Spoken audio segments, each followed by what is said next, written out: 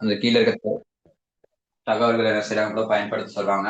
முதலாவது உற்பத்தி கம்பெனி வந்து தனது விசேட வகையான மூலப்பொருள் தொடர்பான தகவல்களை வெளியிடுவதற்கு சராசரி நிலையற்ற முறையினை பயன்படுத்தின. 2023 மார்ச் மாதத்திற்கு மூலப்பொருள் உருப்படியுடன் தொடர்புடைய தகவல்கள் வருமாறு. அதுல முதலாவது கேள்வி கேட்டிருக்காங்க பாருங்க. நிறையறித்த அதாவது முடிவடைந்த வருடத்துக்கு மூலப்பொருள் பெறுமதி நாளொன்றுக்கு சராசரியாக பயன்படுத்தப்படும் கேட்டிருக்காங்க.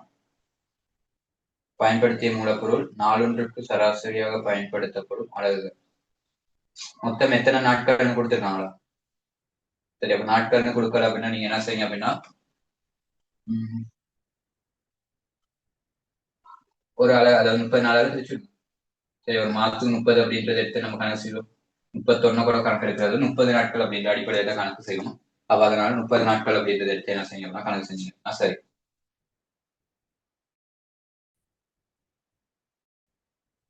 இப்ப இதுல முதலாவது நீங்க என்ன செய்யணும் அப்படின்னா பயன்படுத்திய மூலப்பொருட்கள் எவ்வளவு அப்படின்றத எடுக்கணும். பயன்படுத்திய மூலப்பொருட்கள் இதுக்கு என்ன செய்யுங்க அப்படின்னா வெயிட்டட் எவரேஜ் அட்டவணை ஒன்று என்ன செய்யுங்க அப்படின்னா அடிங்க.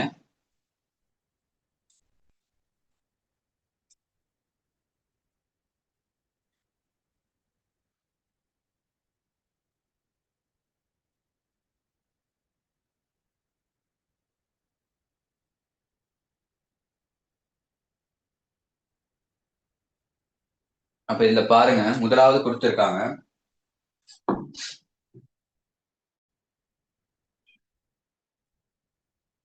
மீதிகள்.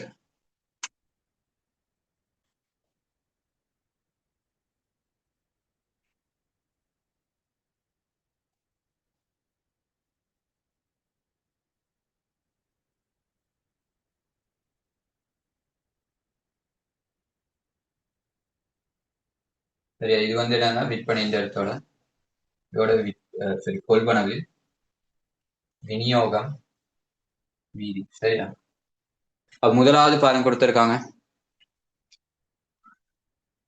20,000 அலகுகள் 10 ரூபா விலையில. அதாவது 20,000 அலகுகள் என்ன செய்யறாங்க அப்படின்னா 10 ரூபா விலையில முதலாவது கொடுக்கல்வாங்க 20,000 அலகுகள். மீதி தானே இருக்கு 20,000 2,000. சரி, 2,000 அலகுகள் 10 ரூபா விலையில. மொத்த பெருமதி எவ்வளவு 20,000. வெளியே வந்து 20,000. அடுத்து கொள்வனவு நடக்குது. இந்த நிறுவனத்துல முதலாவது கொள்வனவு பாருங்க நடக்குது. 8,000க்கு என்ன செய்யறாங்கன்னா ஒரு கொள்வனவு நடக்குது. 8,000 அலகுகள் கொள்வனவு செய்யறாங்க. ஒரு அலகு 15 ரூபா படி. ஒரு அலகு 15 ரூபா படி என்ன செய்யறாங்க அப்படின்னா 8,000 அலகுகள் கொள்வனவு செய்யறாங்க. அப்ப 15 ரூபா படி 8,000 அலகுகள் 15 ரூபா படி 8,000 அலகுகள். அப்ப மொத்த பெருமதி 1,20,000. சரி, 1,20,000 அப்படின்றது வரும். இப்ப என்ன செய்யும் அப்படின்னா இந்த பெருமதியையும் இந்த பெருமதியும் என்ன செய்யணும் அப்படின்னா கூட்டணும். கூட்டினீங்க அப்படின்னா மொத்தம் எவ்வளவு 2 லட்சம். சரி, 1,40,000. 1,40,000. அதுக்கு அடுத்து இந்த அலகுகளையும் இந்த அலகுகளையும் கூட்டணும். மொத்த அலகுகள் எவ்வளவு 10,000 அலகுகள். சரியா, இப்ப என்ன செய்யணும் அப்படின்னா சராசரி என்ன பண்ணணும் 14,000 என்ன செய்யணும் அப்படின்னா 1,40,000 10,000 அலகுகளால பிரிக்கணும். அப்ப 10,000 அலகுகளால பிரிச்சுக்கணும். ஒரு அலகுக்கான விலை எவ்வளவு 14 ரூபாய். இப்ப அதுக்கு அடுத்து என்ன செய்யணும் அப்படின்னா திருப்பி அதுக்கு அடுத்து இருக்கிறத பார்க்கணும். அதுக்கு அடுத்து பாருங்க இன்னொருக்கா 10,000 அலகு என்ன செய்யறாங்க அப்படின்னா கொள்வனம் செய்யறாங்க. இன்னொருக்காவும் 10,000 அலகு கொள்வனம் செய்யறாங்க. ஒரு அலகு எவ்வளவு 12 ரூபாய் படி. அப்ப 10,000 அலகுகள் ஒரு அலகு 12 ரூபாய் படி. அப்ப எவ்வளவு 1,20,000. சரி, அப்ப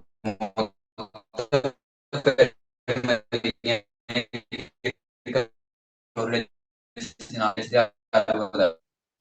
ஒரு 10,000 10,000 மொத்தம் 20,000 அலகுகள். இப்ப என்ன செய்யுங்க அப்படின்னா இதை சுருக்கி எடுத்தீங்க அப்படின்னா ஒரு அலகுக்கான விலை எவ்வளவு அப்படின்றது ஒரு அலகுக்கான விலை 13 ரூபா அப்படின்றது வரும். அதாவது 2,60,000 20,000 பெறுவீங்க. பிரிச்சிங்க அப்படின்னா ஒரு அலகுக்கான விலை 13 ரூபா. சரியா, இப்ப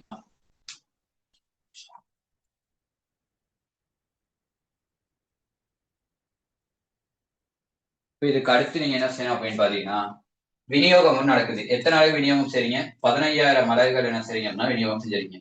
சரியா, 15,000 அலகுகள். இந்த இடத்துல என்ன செய்யுங்க அப்படின்னா 15,000 அலகுகள் 15,000 அலகுகள் ஒரு அலகு எவ்வளவு படி வித்திருப்பீங்க? 13 ரூபா படி வித்திருப்பீங்க. சரி, 13 ரூபா படி தான் விநியோகம் செஞ்சிருப்பீங்க. ஏன்னா இறுதி பெறுமதி 13 ரூபா தானே இருக்கு. 13 ரூபா 15,000 தொண்ணூத்தி, அதாவது 1,95,000. சரியா? 1,95,000. இப்ப என்ன செய்யும் அப்படின்னா இறுதி மீதி எடுங்க. இன்னைக்கு 15,000 அலகு, 20,000 அலகு இருந்துச்சு. அதை 15,000 எடுத்தீங்க. மிச்சம் இருக்குது இன்னொரு 5,000 அலகுகள். அதே மாதிரி அதோட பெருமதி எவ்வளவு இருந்துச்சு அப்படின்னா 2,95,000 இருந்துச்சு. சரியா?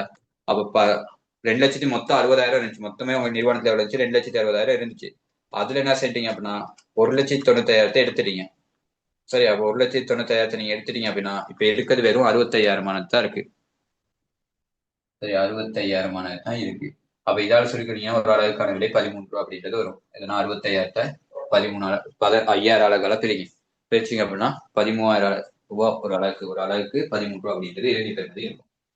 இப்ப இது வந்து பாருங்க, இது ஏதாவது செஞ்சதுல ஏதாவது டவுட் இருக்கா? அதாவது வெயிட்டட் ஆவரேஜ் அட்டவணை செஞ்சதுல ஏதாவது டவுட் இருக்கா? அதுக்கு அடுத்த கேள்வி செய்ய உங்களுக்கு.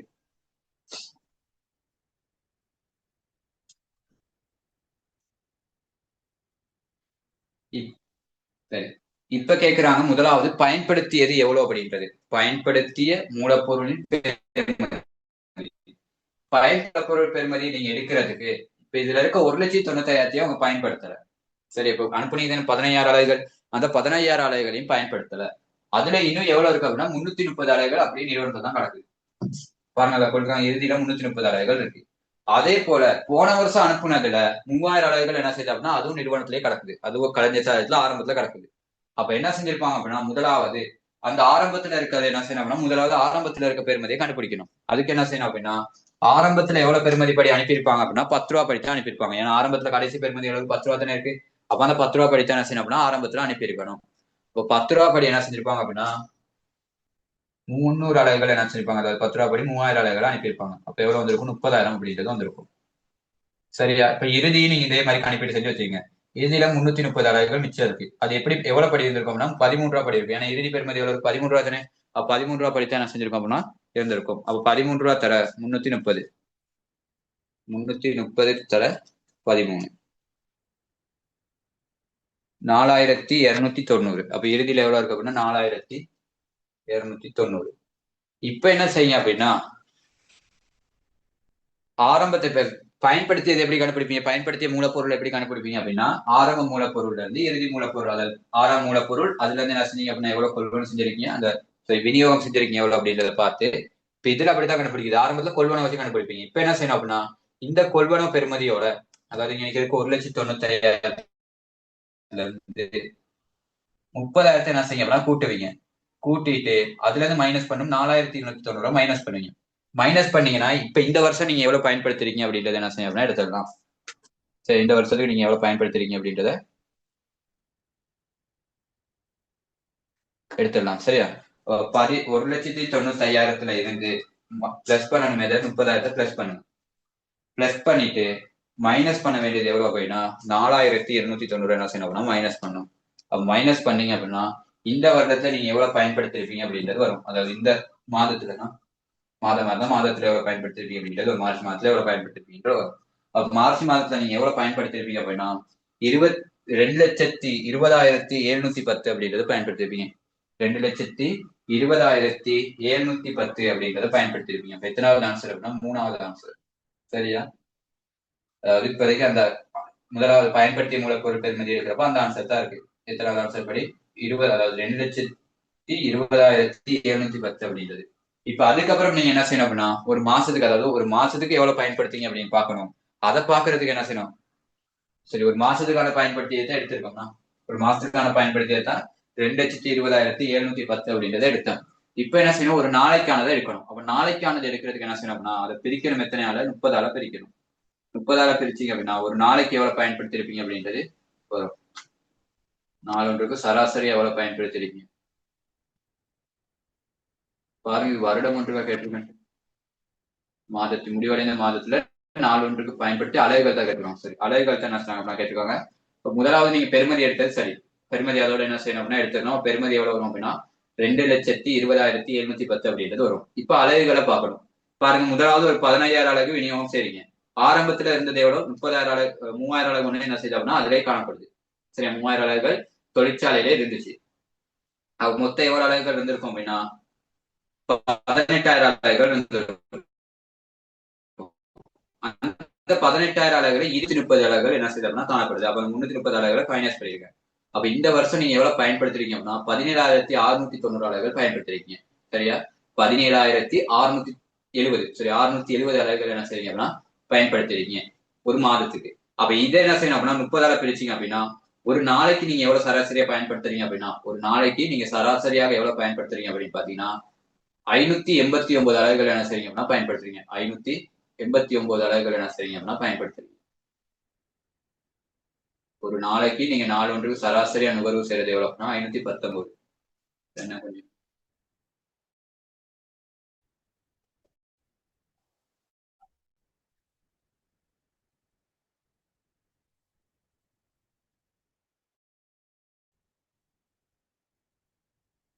சரி அதுல என்ன செஞ்சிருக்காங்க அப்படின்னா 31 என்ன செய்றாங்க அப்படின்னா சுருக்கிதான் கொடுத்துருக்காங்க. 31 சுருக்கி இது அப்படின்ற ஒரு ஆன்சர் அடிப்படையாக என்ன செஞ்சிருக்காங்க அப்படின்னா அதை கொடுத்துருக்கேன்.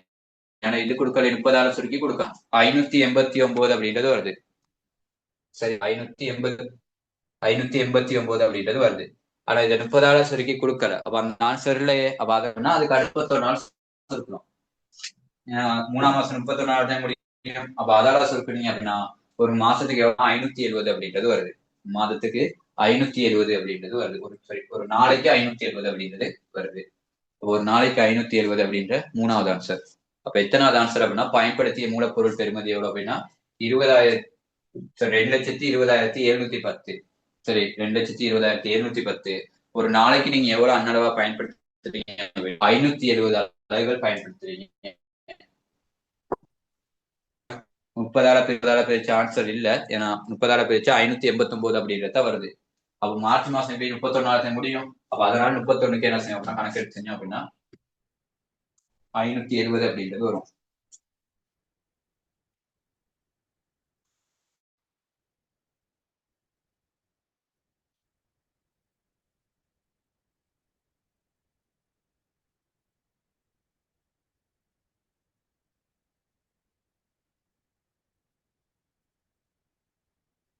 சரியான்னு பாருங்க.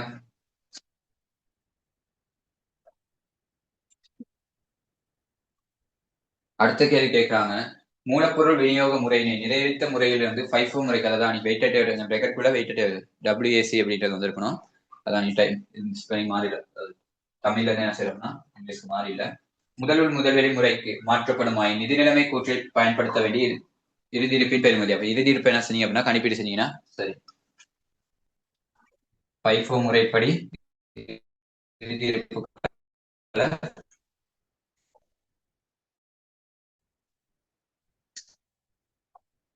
அப்ப இதுன்றது ஈஸி. சரியா FIFO முறைப்படி செய்யறது வந்து ரொம்ப ஈஸியா என்ன செய்யலாம் அப்படின்னா ரொம்ப யோசிக்க இருக்க வேண்டிய அவசியம் இருக்காது. அது வந்து ரொம்ப ஈஸியா என்ன செய்யலாம் அப்படின்னா செய்யலாம். வெயிட்டட் மாதிரி அட்டவணையெல்லாம் அடிக்க வேண்டிய அவசியமே இல்லை. முதலாவது பாருங்க எத்தனை அலகுகள் விநியோகம் செய்யறாங்க அப்படின்றது மட்டும் நீங்க பாத்தீங்கன்னா போதும். 15,000 அலகுகள் விநியோகம் செய்யறாங்க.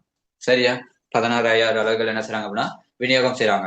அந்த 16,000 அலகு எப்படி விநியோகம் செய்வாங்கன்னா முதல் இருக்க 15,000 அலகு தானே எடுக்கணும். இப்போ 15,000 அலகு இல்லாம போகணும். அப்ப முதல் என்ன செய்வாங்க முழுமையா முதல் இருக்க அலகுகள் எடுப்பாங்க. முதல் 2,000 படி என்ன செய்யுது அப்படின்னா அலகுகள் இருக்கு. அப்ப அந்த 2,000 அலகுகள் என்ன செய்வாங்க ஃபுல்லாவே எடுத்துருவாங்க.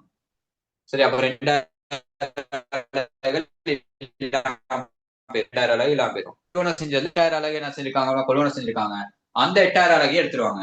எனக்கு முதல் 2,000 அலகு எடுக்கிறப்ப எவ்வளவு எல்லாம் போயிடும் 13,000 அலகு மிச்சம் தேவைப்படும். 13,000 அலகு தேவைப்படும். மிச்சம் இருக்க 8,000 அலகு என்ன செய்வாங்க அப்படின்னா ஃபுல்லா எடுத்துருவாங்க. அப்ப 8,000 அலகையும் ஃபுல்லா எடுத்துட்டாங்க அப்படின்னா இன்னும் எவ்வளவு தேவை இன்னொரு 5,000 அலகுகள் தேவை. சரி இன்னொரு 5,000 அலகுகள் தேவை. அதுக்கு அடுத்து 10,000 கொள்வனை செஞ்சாங்க தானே அதுல 5,000 வச்சுட்டு மிச்சம் இருக்க 5,000 என்ன செய்வாங்க அப்படின்னா எடுத்துருவாங்க. அப்ப அவனுக்கு ஒரு 5,000 அலகுகளையும் எடுத்துருவாங்க. சரியா அப்ப மொத்தம் எத்தனை அலகுகள் எடுத்திருப்பாங்கன்னா 15,000 அலகுகள் எப்படியும் எடுத்திருப்பாங்க. அப்ப மிச்சம் இருக்கிறது இன்னொரு 5,000 அலகு மட்டும் தான் மிச்சம் இருக்கு. அந்த 5,000 அலகு எவ்வளவு பெருமதியில இருக்கு அப்படின்னா பாருங்க அந்த 5,000 அலகு எவ்வளவுக்கு பெருமதியில இருக்குன்னா 12,000 பெருமதியில இருக்கு. அந்த 5,000 அலகுகளும் 12,000 பெருமதியில தான் ரசீது அப்படின்னா ஒரு அலகு 12 ரூபாய் படி இருக்கு. அப்ப மொத்தம் எவ்வளவுன்னா 60,000 இருக்கு. சரி 60,000 அப்படின்றது களஞ்சியத்துல காணப்படுற இறுதி இருப்புகள் எவ்வளவு 60,000. களஞ்சியத்துல காணப்படுறது இன்னும் 60,000 பெருமதியான இருப்புகள் மட்டும்தான் களஞ்சியத்துல இருக்கு. சரியா அது வந்து ஈஸியா எடுத்துக்கலாம். ஏன்னா முதல் இருக்க 10 ரூபாய் படி இருக்கு அவ்வளவு பொருளும் போயிடும். 2,000 அலகுகள் 10 ரூபாய் படி இருக்கு அவ்வளவும் போயிடும். அடுத்து இருக்க 8,000 அலகுகள் இருக்கு அந்த 8,000 அலகு 15 ரூபாய் படி இருக்கும் அதுவும் போய் சேர்ந்துடும். ஏன்னா 15,000 அலகு எடுக்கிறாங்களே. அடுத்து இருக்க 10,000 அலகுல வெறும் 5000 அலகுகள் 12 ரூபா படிப்போம், மிச்சம் இருக்க 5000 அலகுகள் 12 ரூபா படி அப்படியே இருக்கும். ஏன்னா வெறும் 5000 அலகு தான் இது ரெண்டு எடுக்கிற 10,000 வந்தது, அதோட இன்னொரு 5000 அலகு சேர்த்தீங்கன்னா 15,000 அலகு சரி. அப்ப இன்னும் 5000 அலகு தேவை, எவ்வளவு 12 ரூபா படி, அப்ப 60,000 அப்படின்றது நிறுவனத்துல இருக்கும். இது களஞ்சியத்துல காணப்படுற இருப்புகள். அது மட்டும் இல்லாம தொழிற்சாலையில எவ்வளவு இருக்கு அப்படின்னா ஒரு 30,000 இருக்கு. தொழிற்சாலையில எவ்வளவு இருக்கு? 330 அப்படின்றது இருக்கு. அப்ப இந்த 330 என்ன செய்யணும் அப்படின்னா தர 12, 330 தர 12. காரணம் என்ன அப்படின்னா அந்த 330 அப்படின்ற பெருமதியானது அப்படியே என்ன செய்யுது அப்படின்னா நிறுவனத்திலேயே இருக்கு. அப்ப 330 தர அந்த 330 எதுல இருந்து வந்திருக்கணும்? அந்த இறுதி பெருமதியில இருந்து இருக்கணும். ஏன்னா முதல்ல எடுக்கிறது தான் முதல்ல பயன்படுத்துவாங்க. அப்படிதான் நியதி. எது முதல்ல வருதோ அதுதான் முதல்ல வெளியே போகணும் அப்படின்றதுதான் FIFO முறை. அவ முதல்ல இருக்கிறது எல்லாருமே போயிரும். சரி, இதுல இருந்தாலும் போயிரும், இதுல இருந்தாலும் போயிரும். இதுல இருக்க 5000 அலகு எடுத்தாலும் தெரியுமா, கடைசியா அந்த 5000 அலகுகளோட மட்டும் தான் என்ன செய்யும் அப்படின்னா இருக்கும். அப்ப 5000 தர அந்த 5000 எவ்வளவு பெருமதி 12 330 தர 330 தர 12 3096. சரி, 3006 அப்படின்றது அப்படியே இருக்கும். அப்ப மொத்த இறுதி இருப்பு எவ்வளவு இருக்கும் அப்படின்னா 63,960 அப்படின்றது இருக்கும். 63,960 அப்படின்றது நிறுவனத்தை கடைசியா பேஸ்புக்ல இருக்கும். 63,960 63,960 அப்படின்றது இருக்கும். முதலாவது ஆன்சர் கொடுத்தீங்கன்னா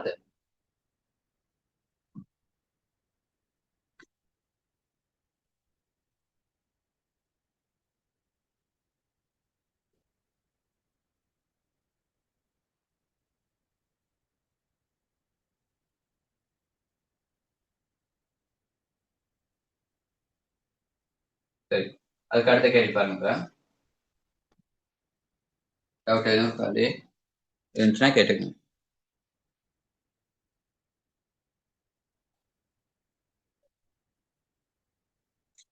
கீழே தரப்பட்டுள்ள சந்தர்ப்பங்களில் செலுத்தப்பட்ட ஊதிய தொடர்பில் கவனத்தில் கொள்க.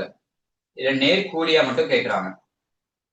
கல்லூரி ஒன்றில் ஆசிரியர்களுக்கு வழங்கப்படுற சம்பளம், ஆசிரியர்கள் எல்லாம் படிச்சு கொடுக்குற வேலை நடக்குமா? இல்ல. அப்ப அதனால அந்த நேர்கூலிக்குள்ள உள்ளடக்கப்படும். ஆடை தொழிற்சாலை ஒருவர் துணி வெட்டுவதற்கான சம்பளம், அதுவும் நேர்கூலி. ஏன்னா அவர் இல்லாட்டி அந்த உற்பத்தி என்ன செய்யாது, நடக்காது. ஆடை வெட்டுவர் இருந்தா அந்த உற்பத்தி நடக்காது, அப்ப அது நேர்கூலி. தேயிலை உற்பத்தி கம்பெனி கொழுந்து பறிப்பதற்கான செலவு, அதாவது தேயிலை வந்து கம்பெனி கொழுந்து பறிப்பதற்கான செலவு வரும் தானே. ஏன்னா அவர் கொழுந்து பறிக்கட்டி என்ன செய்யாது அப்படின்னா அங்க கொழுந்துக்கள் என்ன செய்ய மாட்டாங்க அப்படின்னா எடுக்க மாட்டாங்க. அதாவது தேயிலை. வெதுப்பகம் ஒன்றில் முகாமையாளர், முகாமையாளர் இல்லாட்டி என்ன செய்யணும் அப்படின்னா வெதுப்பகத்தை நடத்தலாம். ஏன்னா முகாமையாளர் உற்பத்தி செய்ய மாட்டாரு, அங்க இருக்க பேக்கரியில இருக்கவர் தான் என்ன செய்வார் அப்படின்னா பேக்கரியில உற்பத்தி நடக்கிறவர் தான் என்ன செய்வார் அப்படின்னா உற்பத்தியை மேற்கொள்வார் வெதுப்பகம். அப்ப அவர்ல முகாமையாளர் தேவைப்பட வேண்டிய ஒரு அவசியம் இல்லை. அப்ப முகாமையாளருக்கான சம்பளம் நேரில் கூட வரும். அப்ப ஏபிசி அப்படின்ற மூணு நேர்கூலிக்குள்ள அடங்கும். ஏபிசி அப்படின்னா மூணு நேர்கூலி. மூணாவது ஆன்சர் கொடுத்திருக்கோம்.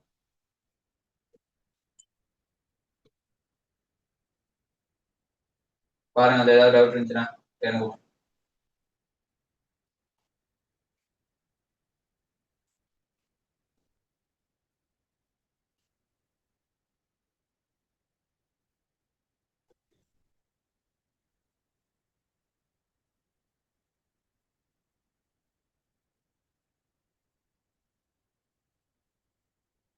சரி, அடுத்ததுல கேக்குறாங்க, கிரயங்களை வகைப்படுத்துறதுக்கு ஏற்ப அட்டவணையை பூர்த்தி செய்ய சொல்றாங்க.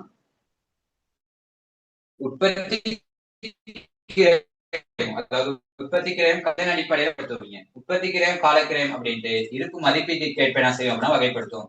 அப்ப முதலாவது ஏ அப்படின்றதுக்கு இருப்பு மதிப்பீடு அப்படின்றது வந்திருக்கணும். இருப்பு மதிப்பீட்டுக்கு அமையும். சரியா?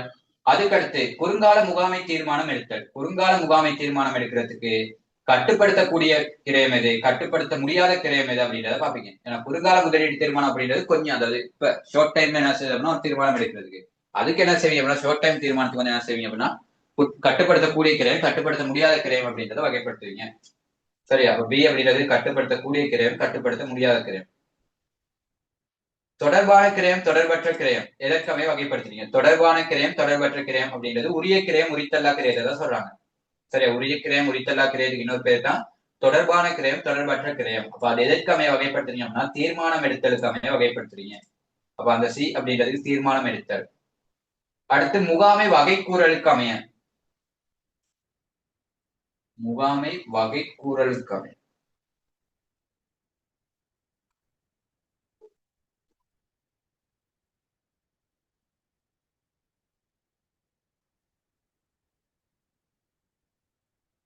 முகாமை வகை கூறலுக்கு அமைய அப்படின்றப்ப நேர்கிரயம் நேரில் கிரயம் அப்படின்றத என்ன செய்யணும் அப்படின்னா வகைப்படுத்தலாமா?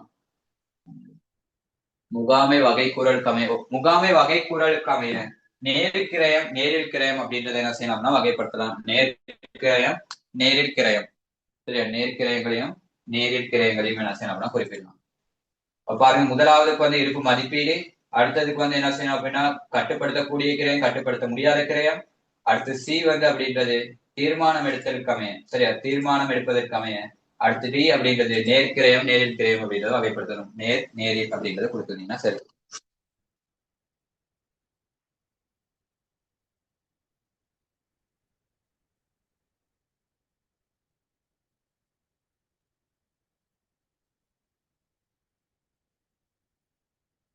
அடுத்து 18வது கேள்வி பாருங்க, விற்பனை கிரயம் சரக்கிருப்பு என்னத்த கேட்கறாங்க, நிர்ணயிக்கப்பட்ட முறையிலையும் வெயிட்டட் ஆவரேஜையும் என்ன செய்யலாம் அப்படின்னா கேட்கறாங்க. இது ரெண்டுக்குமே என்ன செய்யலாம் அப்படின்னா அட்டவணை ஒன்று செய்யாமே செய்யலாம்.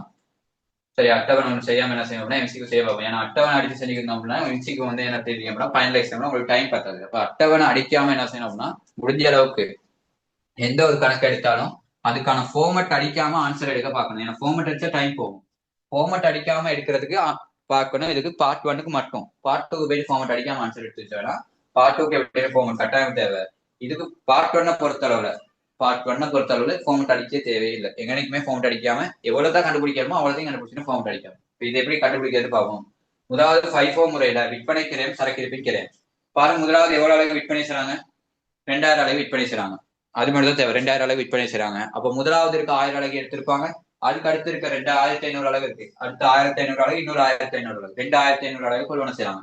அப்ப அதை முதலாவது என்ன செய்வாங்க அப்படின்னா 2000 அலகு விநியோகம் செஞ்சா முதல்ல இருக்க 1000 அலகு எடுத்துருவாங்க. எவ்வளவு படி 1000 அலகு எடுத்திருப்பாங்க, 600 ரூபாய் படி எடுத்திருப்பாங்க. 600 ரூபாய் படி 1000 அலகு எடுத்திருப்பாங்க. அப்ப எவ்வளவு நினைக்கிறேன் பேருக்கும் 6 லட்சம் அப்படின்றது என்ன செஞ்சிருக்கோம் அப்படின்னா பேருக்கும்.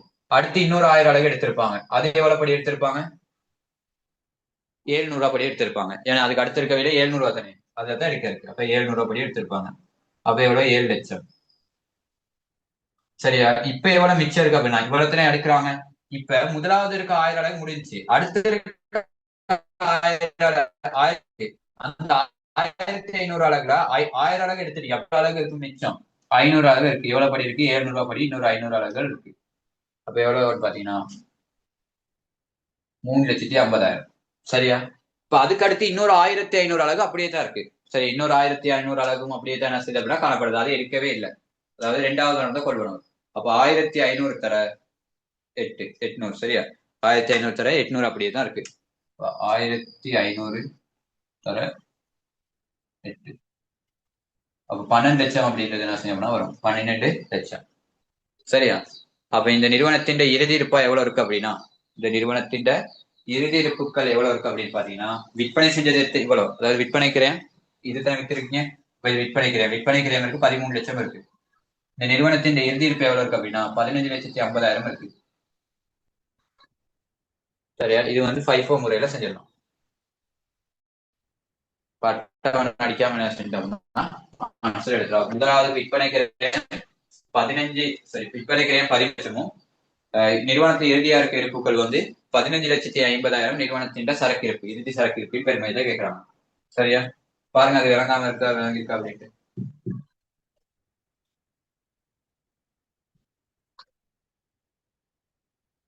சரி, அதுக்கு அடுத்து நிர்ணயிக்கப்பட்ட சராசரி முறை வெயிட்டட் எவரேஜ் முறைப்படி செய்யணும். வெயிட்டட் எவரேஜ் முறைப்படி செய்யறதுக்கு இதுக்கு என்ன செய்யணும் அப்படின்னா கொஞ்சம் கணக்கு என்ன செய்யணும் அப்படின்னா கொஞ்சம் கூடுதலா செய்ய வேண்டி வரும். அது எப்படி செய்யறது அப்படின்னா முதலாவது பாருங்க ஆரம்பத்துல எவ்வளவு அலகுகள் இருக்கு. இது கீழே என்ன செய்யணும்னா எழுதிட்டு போகலாம். முதலாவது 2000 அலகு இருக்கு. 2000 அலகு எப்படி படி இருக்கு, எவ்வளவு பெருமதியில இருக்குன்னு பாருங்க. 600 ரூபாய் பெருமதியில இருக்கு. முதலாவது இருக்கு 1000 அலகு தான். முதலாவது 1000 அலகு இருக்கு 600 ரூபாய் படி. அப்ப எவ்வளவு 6 லட்சம். அதுக்கு அடுத்து எவ்வளவு அலகு கொள்வனம் செய்யறாங்கன்னு பாருங்க. இன்னொரு 1500 அலகு. அப்ப அலகுகள் எவ்வளவு வந்துடும், 3500 அலகு வந்துடும். 2500 அலகு வந்துடும். ஏன்னா ஆரம்பத்துல ஒரு 1000 அலகுக்கு புதுசா ஒரு கொள்வனம் செய்றீங்க. அப்ப 2500 அலகு வந்துடும் சரியா. தர இங்க போறது தெரியாது, ஏன்னா அதை கண்டுபிடிக்கணுமே. இப்ப பாருங்க 1500 அலகு எவ்வளவு படி கொள்வனம் செஞ்சீங்கன்னா 700 ரூபாய் படி. 1500 அலகுகள் 700 ரூபாய் படி கொள்வனம் செய்யுங்க. அப்ப 1500 தர 700 சரியா. பெருக்குனீங்க அப்படின்னா எவ்வளவு வரும்னா 10,50,000 அப்படின்றது வரும். 10,50,000 அது மட்டும் இல்லாம 10,50,000 இப்ப புதிய கொள்வனம் செஞ்சா 1,500 ஏற்கனவே ஒரு 6 லட்சம் இருக்கு. அப்ப மொத்தம் எவ்வளவுனா 16,50,000 அப்படின்றது ஒரு 16,50,000 மொத்த பெறுமதி. சரியா? இப்ப என்ன செய்யணும் அப்படின்னா இந்த 16,50,000 16,50,000 2,500 பிரிங்க. 16,50,000 என்ன செய்ய போறீங்க அப்படின்னா பெருக்க போறீங்க 2,500. அப்ப அலகு ஒன்றுக்கான விலை எவ்வளவு அப்படின்றது வரும். அப்போ ஒரு அலகுக்கான விலை 660 அப்படின்றது வரும். இதுக்கு அடுத்து அதே போல என்ன செய்ய போறீங்க அடுத்து இன்னொரு 1,500 அலகு கொள்வனவு செய்றீங்க. எவ்வளவு படி கொள்வனவு செய்றீங்க? 1,500 அலகுகள்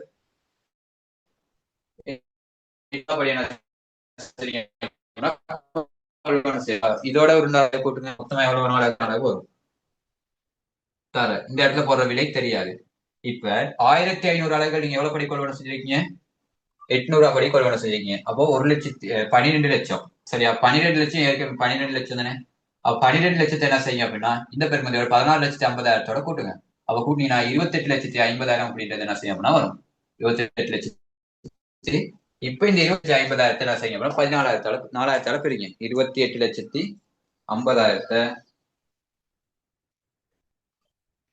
பெருக்கணும் எத்தனை நாள் அப்படின்னா 4,000 என்ன செய்யுங்க அப்படின்னா பிரிங்க. 4,000 பிரிச்சிங்க அப்படின்னா 712.5 712.5 வரைக்கும் கண்டுபிடிச்சுன்னா இதுக்கப்புறம் என்ன செய்யுது அப்படின்னா ஈஸியானதுதான். இதுக்கப்புறம் என்ன செய்யிருக்கு அப்படின்னா அலகுகளால பெருக்கி போட மட்டும் தான் இருக்கு. சரியா? பாருங்க இந்த நிறுவனத்துல எவ்வளவு அலகு விற்பனை செஞ்சிருக்காங்க?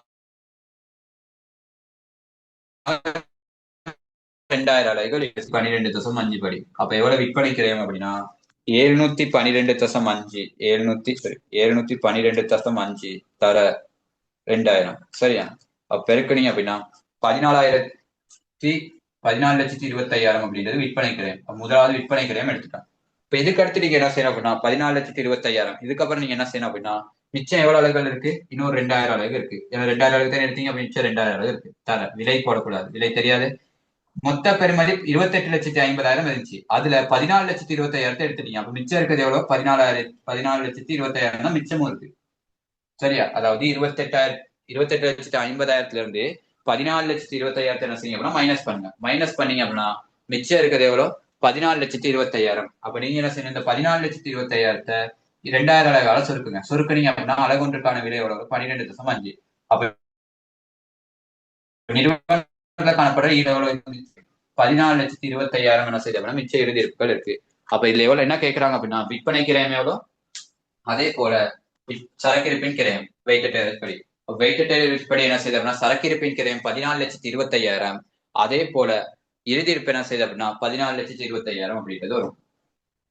இதுதான் அட்டவணை இல்லாம என்ன செய்யுது அப்படின்னா செய்யற முறை. இப்ப அட்டவணை எடுத்தீங்க அப்படின்னா இந்த கணக்கு செய்யறதுக்கு ஏற்கனவே ஒரு அளவு டைம் போயிருச்சு. இதே அட்டவணை செய்யறதுக்கு இன்னொரு அளவு டைம் போகும். ரொம்ப என்ன செய்ய வேண்டியதுன்னா இந்த கேள்விகள் செய்ய வேண்டிய வரும். அதனால முடிஞ்ச வரைக்கும் என்ன செய்யணும்னா அட்டவணை இல்லாம செய்யறதுக்கு ட்ரை பண்ணுங்க. 5-4 என்ன செய்வீங்க அப்படின்னா அட்டவணை இல்லாம செஞ்சோம்னா ஈஸியா. வெயிட்டட் ஆவரேஜ் மட்டும் கொஞ்சம் குழம்பும். அதுக்கும் கொஞ்சம் இந்த மாதிரி அட்டவணை இல்லாம 2-3 கேள்வி செஞ்சு பாத்தீங்க அப்படின்னா அதுவும் சரியா வந்துடும். சரி, பாருங்க அந்த கேள்வியில டவுட் இருந்தா கேளுங்க.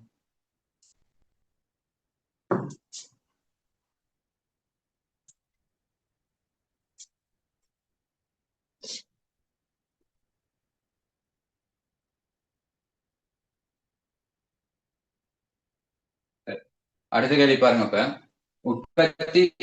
உற்பத்தி கம்பெனி ஒன்றில் மூலப்பொருட்களை கொள்வனவு செய்வதற்கு சிக்கன கட்டளை தொகையினை பயன்படுத்துகின்றன. மூலப்பொருள் உருப்படியுடன் தொடர்பான தகவல்கள் கீழே வருமாறு. கட்டளை ஒன்றுக்கான கிரயம் 750. இருப்பு வைத்தல் கிரயம் வருடம் ஒன்றுக்கு அலகு ஒன்று, அதாவது இருப்பு வைத்தல் கிரயம் வருடத்திற்கு அலகு ஒன்றுக்கு 10 ரூபா. மாதாந்த பொருள் தேவை 5,000 அலகுகள். இது என்ன செய்யலாம்னா முதல்ல செஞ்ச ஞாபகம் இருக்கு. ஓகே, இது எப்படி செய்யலாம் அப்படின்னு பாத்தீங்கன்னா இஓகியூக்கான சமன்பாடு எழுதுங்க. அதாவது சிக்கன கட்டளை தொகை எத்தனை கேட்கறாங்க? இஓகியூக்கான சமன்பாடு என்னது? இஓகியூ சமன் 2 தர சிஹெச் இன் கீழ் சிஓ. சிஓவின் கீழ் சிஹெச் சிஓவின் கீழ் சிஹெச். சரியா? சிஓவின் கீழ் சிஹெச் இதுதான் சமன்பாடு. அப்ப இதுல 2 முதலாவது 2. அதுக்கப்புறம் வருடாந்த கேள்வி என்ன செய்யணும்னா பிரதிநிதி செய்யணும். வருடாந்த கேள்வி எவ்வளவு தெரியுமா? மாதாந்த கேள்வி நம்மளுக்கு தெரியும் 500.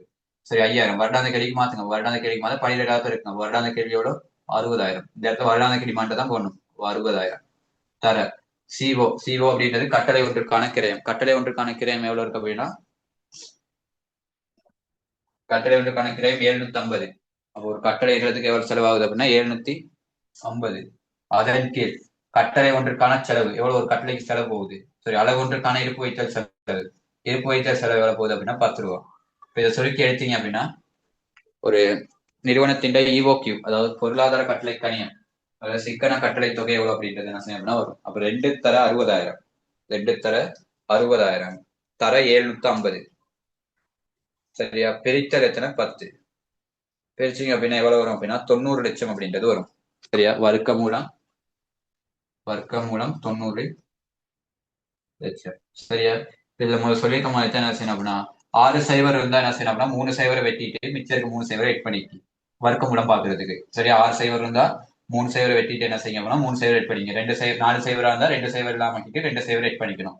2 சைவரா இருந்தா 2 சைவர், ஒரு சைவர் இல்லாம ஆக்கிட்டு ஒரு சைவர் எட் பண்ணிக்கணும். சரியா, அதுக்கப்புறம் வர்க்க மூலம் பார்க்க போது முன்னுக்கு இருக்க பெருமானத்துக்கு மட்டும் உண்மையான அலகுகள் அப்படின்றது வரும். இதான் வர்க்க மூலம் பாக்குறதுக்கு ஈஸியான மெத்தட். சரியா, அதே ஒற்றை இலக்கத்துல பூஜ்ஜியம் வந்துச்சு அப்படின்னா வர்க்க மூலம் என்ன செய்யணும் அப்படின்னா நீங்க கால்குலேட்டர் தான் கணிப்பீடு செய்யணும். அப்படி வர்க்க மூலம், அதாவது பூஜ்ஜிய இலக்கம் வந்து ஒற்றை இலக்கத்துல வந்துச்சுன்னா, இப்ப இல்ல 0 3 6 இருக்கு தானே, அது இல்லாம 5ல வந்துச்சு அப்படின்னா 5 இருந்துச்சுன்னு வச்சீங்க அப்படின்னா இந்த மாதிரி செய்யாது. அப்ப அந்த மாதிரி செஞ்சீங்க அப்படின்னா கால்குலேட்டர்ல தான் என்ன செய்யணும்னா வர்க்க மூலம் பார்க்கணும். அப்படி வர்க்க மூலம் பாத்தீங்கன்னா தசத்துல தான் என்ன செய்யும் அப்படின்னா வர்க்க மூலம் வரும். வர்க்க மூலம் அப்படி பாத்தீங்க அப்படின்னா தசத்துல தான் என்ன செய்யும் அப்படின்னா வரும். அப்ப இதுக்கு இந்த கேள்விக்கான ஆன்சர் எவ்வளவு அப்படின்னா 3000 அலகுகள். சிக்கன கட்டளை தொகை 3000 அலகுகள். அடுத்து வருடாந்த கட்டளை கிரயம். உங்களுக்கு வருடத்துக்கு, ஒரு வருஷத்துக்கு நீங்க எவ்வளவு தேவை அப்படின்னா 60,000 அலகுகள் தேவை. வருடத்துக்கு எவ்வளவு தேவை, 60,000 அலகுகள் தேவை. ஒரு தடவையில நீங்க 3000 போடுவீங்க. ஒரு தடவையில என்ன செய்வீங்க அப்படின்னா 3000 அலகு எடுத்துருவீங்க. அப்ப எத்தனை தடவை நீங்க ஆர்டர் போடணும், எத்தனை தடவை ஆர்டர் போடணும், 20 தடவை ஆர்டர் போடணும். சரி, 20 தடவைகள் என்ன செய்யணும் அப்படின்னா ஆர்டர் போட வேண்டிய நிலை என்ன செய்யும் அப்படின்னா ஏற்படும். அப்ப ஒரு தடவைக்கு 750 ரூபா போகுது. அப்ப 20 தடவைக்கு எவ்வளவு போகும் அப்படின்னா 15,000 அப்படின்றது 20 தடவைக்கான கட்டளை கிரயமா இருக்கும். அப்ப கட்டளை கிரயம், சரி, வருடத்துக்கான கட்டளை கிரயம் எவ்வளவு 15,000. வருடத்துக்கான கட்டளை கிரயம் 15,000. இதை வந்து என்ன செய்யணும் அப்படின்னா ரூபாவிலையும் இதை வந்து அலகுகளையும் என்ன செய்யணும் அப்படின்னா கொடுக்கணும். 3000 அலகுகள் 15,000 ரூபாய். சரியா, அதுக்கு மேல, அதாவது 20வது கேள்வி என்ன செய்யறதுன்னா மேலோட கேள்வியோட தொடர்புடையதுதான். அப்ப 20வது கேள்விக்கான சமன்பாடு நான் சொன்னேன். அதுக்கு டியூட்ல இருக்கல நீங்க என்ன செய்யுங்க அப்படின்னா எழுதிக்கிங்க அப்படின்னு தியரி கிளாஸ்ல வச்சிருந்தவங்களுக்கு சொன்னேன் போல. ஓகே, அதுல என்ன செய்யணும் அப்படின்னா சமன்பாடு என்ன அப்படின்னா ஈஓகிவின் கீழ் 2, அதாவது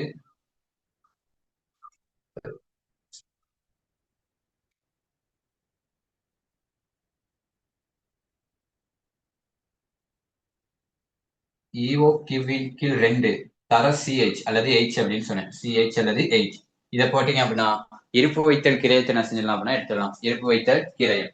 அப்ப இதுல பாருங்க, அதாவது 20வது கேள்வி மேலோட கேள்வியோட சம்பந்தப்பட்ட ஒரு கேள்வி தான். மறுக்கட்டளை தொகை எவ்வளவு கொடுத்திருக்காங்க 20வது கேள்வியில 1000 அலகுகள் கொடுத்திருக்காங்க. சரி, 1000, அதாவது இஓகியூ 1000, அதன் கீழ் 2 தர சிஹெச். சிஹெச் எவ்வளவு, ஒரு அலகுக்கு 10 ரூபா அப்படின்றத பார்த்தோம். ஏன்னா இருப்பு வைத்தல் கிரயம் சிஹெச் அப்படின்றது, அப்ப இருப்பு வைத்தல் கிரயம் எவ்வளவு கொடுத்திருக்காங்க அப்படின்னா 10 ரூபா. அப்ப இது என்ன செய்யும் அப்படின்னா சுருக்கி எடுத்தீங்க அப்படின்னா